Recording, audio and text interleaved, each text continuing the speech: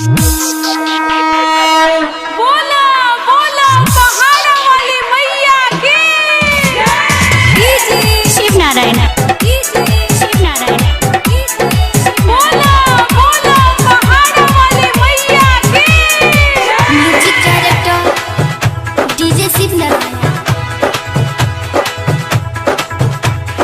दुर्गा मैया क्यों है छे बेड़ सरजन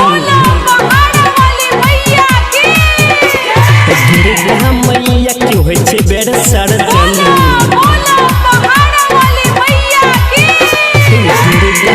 मैया क्यों है छे बेड़ सरजन चल सब भाग के करबै दर्शन सब मिलके जाए कारा लगाएंगे हम तो डीजे पे कमर हिलाएंगे दुर्गा मैया के मूर्ति बसाएंगे हम तो डीजे पे कमर हिलाएंगे दुर्गा मैया के मूर्ति बसाएंगे हम तो डीजे पे कमर हिलाएंगे दुर्गा मैया के मूर्ति उठाएंगे। बोला बोला पहाड़ा वाली मैया की शिव नारायण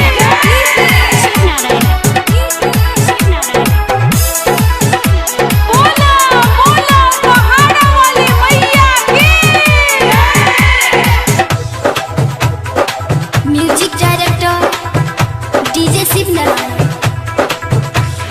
माथा में लाल पट्टी हम सब बंधबै लाल ओ वीर हम सब उड़ैबै लाल ओ वीर हम सब उड़ैबै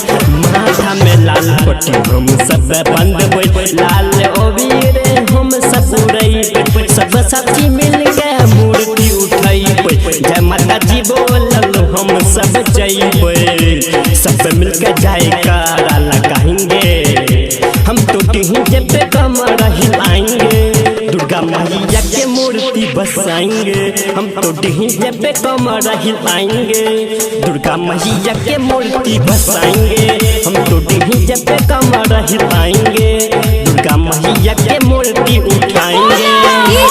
शिव नारायण वाली मैया की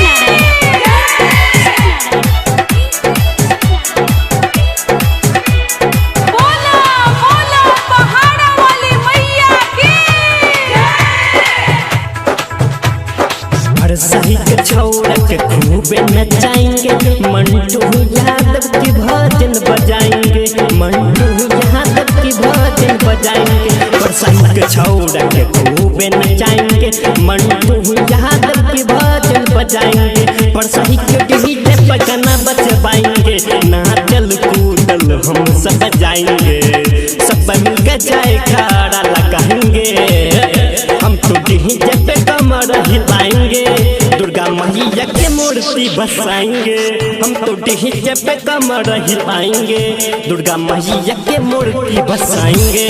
हम तो डीजे पे कमर हिलाएंगे दुर्गा मैया के मूर्ति उठाएंगे। शिव नारायण सीतामढ़ी।